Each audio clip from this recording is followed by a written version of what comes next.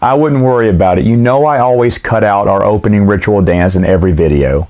Hi folks, I'm Matt and welcome to My Expanded Universe, a show where I go through the entire EU in chronological order as best I know how. Ooh, we got a good one for you today. But first, before I get to that, we got to talk about a short story that takes place in the Star Wars Insider issue number 74. It's called Pearls in the Sand. Now this is written by Veronica Whitney Robinson. It stars two scientists, Dursk and Tendar, as they travel to Dantooine in search of a Krayt dragon graveyard. Now, just like a lot of books back in the day, when they got released a few months later in the Insider, that same author would come back and write a little short story involving one of the characters of the book. Now, sometimes it happened, most times it happened before the book. And this one happens before the book, because the book, Ruins of Dantooine, that we're going to talk about, focuses on these same two scientists. So this kind of gives you like a little introduction to these scientists, like a little misadventure before we get to it. But let's go ahead and talk about the Ruins of Dantooine. This was the tie-in novel to the video game Star Wars Galaxies. Now, these two scientists are actually rebels who are going around from world to world cataloging life forms for the rebellion. Now they're going to run into a guy named Finn who is actually looking for a holocron. Though not a Jedi holocron, this is just a regular holocron that contains some rebel names. So a lot of important information. And of course they hop from planet to planet. In fact, this book kind of mirrors what you see in the game. They go planet to planet, discovering new life forms, describing new planets. All your key characters are in this, like there's guest star appearances from Luke, Leia, Lando, Han, Chewie, Vader, you name it, they were in it. But most interesting is it ties in and introduces another character from a book, Nim from Starfighter. He is also featured in it, which I thought was neat. Now, everyone has talked about the cover of Ruins of Dantooine. And so let's look at that cover again. As you can see, it's basically based off of the video game. They just took a screenshot from the video game and they pasted it on the cover. Now, when I did my review of Choices of One, I talked about how bad that cover was. And tons of people in the comments goes, yeah, but Matt, Ruins of Dantooine, hello. And I was like, yeah, okay. You got me there.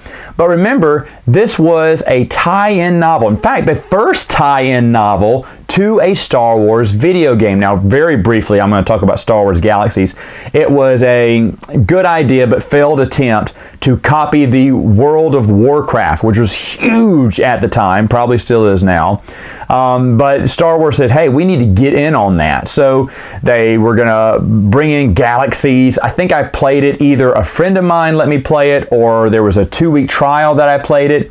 It was okay, but I didn't get into it that much. But I remember you could be a bounty hunter or whatnot, a merc or smuggler, or sometimes a Jedi, but you had to find a holocron, which those were really hard to find at first. And then I heard that they made it easier. But again, I can't talk too much about this video game because I didn't play it that much. So I can't describe if it was fun or where it's points where it failed at. But Lucasfilm thought it'd be a good idea to just throw in a novel to kind of promote Star Wars Galaxies. Now, first off, let me be frank that I was all for this. Not because I love Star Wars Galaxies, but because I want to see a novel. Anytime they decided to make a novel of a video game, I was like, yeah, because I love the books. I didn't really care for most of the video games they made novels from, and if they would have made novels from more of the video games, I would have cheered it on because that's more books for me to read. So for me, the Ruins of Dantooine wasn't like what is this? How dare they put this in the EU? I was like, all right, another extra story. Now, before I move on, let me get back to the cover here. I can totally understand where they were coming from by posting that type of cover on the novel.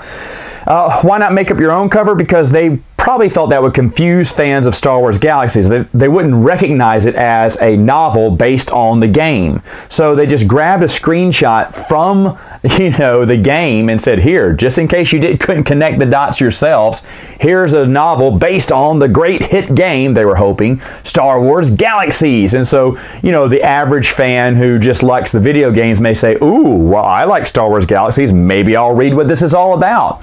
Was it the best choice? Probably not. They should have had had a better cover, but it's an understandable choice to me. It makes sense because you want to connect the brand. This is the first tie-in video game novel they did, and they just said, hey, instead of getting the box art for it or something nicer, they just said, let's just grab a screenshot to make sure fans can easily connect the dots. So I forgive them for that. Now let's talk about the author, Veronica Whitney Robinson. Here's a picture I pulled up of her on Wikipedia. Yeah, I know, right? She's got to be one of the best looking authors ever to write in the EU. Wow. So I never knew that's what she looked like, by the way, or maybe I would have read her Forgotten Realms books. She did write some fantasy before this. She was a marine biologist, and I'm assuming this is why that Lucasfilm hired her, because they said, okay, we need someone. She's probably, I don't know this, but she'd probably written a lot of, you know, reports on marine biology and nature and stuff. And they said, oh, this is the perfect lady to do our, you know, book here.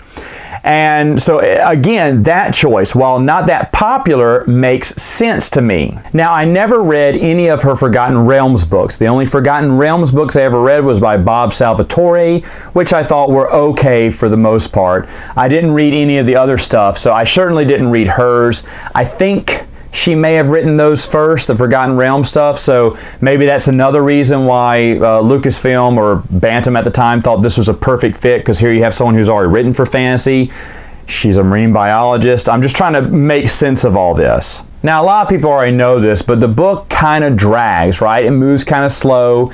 And there's a lot of stuff, actually it just focuses on the game, what the game's about, right? The game's searching new planets, trying to find a holocron, you know, for different reasons. You want to be a Jedi in the game. But it's basically just written to promote the game. And I think it does that job. As a novel, it's not stellar. It's not memorable. In fact, this is one of the most forgettable books in the expanded universe. I hardly see anyone talk about it at all, and surely no one says it's the best book ever.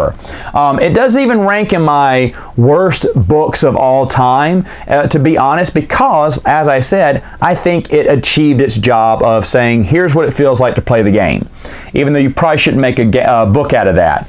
But I think Miss Veronica did her best, and what was given to us was what was expected.